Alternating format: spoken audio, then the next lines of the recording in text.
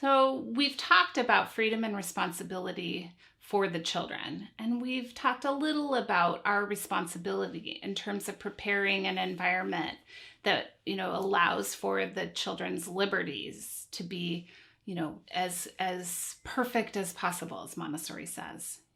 We're providing an environment of perfect liberty. But what else is our role as Montessori adults with the children in terms of their freedom and responsibility? We have to remember that we have some freedoms in this work as well. Just like the children, we have a freedom from curriculum. We don't have to dose out information on a particular timetable.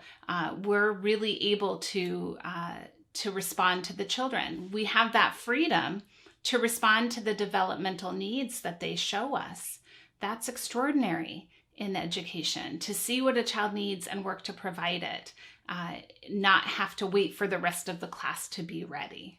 We also are free from an interrupted work cycle. We know that we aren't going to be interfered with. Aside from all the children who need our attention throughout the morning and the afternoon. But we have that freedom from that work cycle being interrupted. We know we can spend the time we need with the children when they need it. And that means we have the freedom to be patient. We have those 3-year cycles we're working within.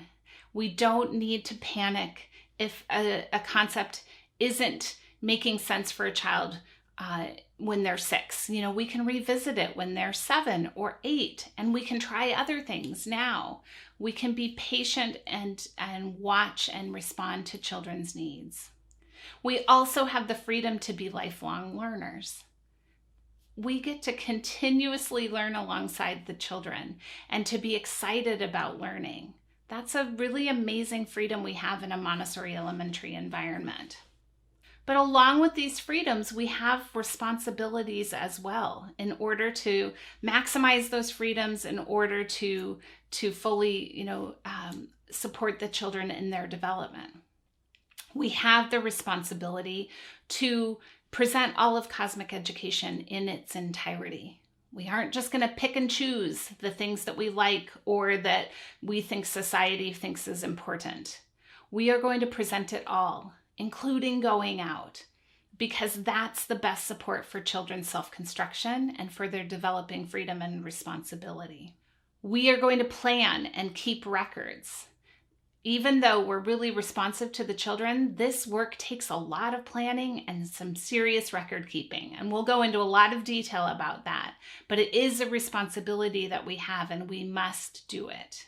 And we have to remember that we're going to plan for each individual child. We have a responsibility to prepare an environment that allows for freedom and responsibility to develop in the children.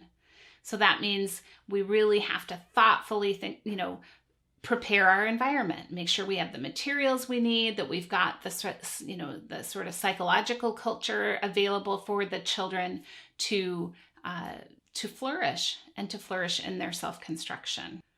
We really are responsible for igniting the children's interests. So when they're not showing an interest in something, sometimes our tendency can be to assign or force something on them.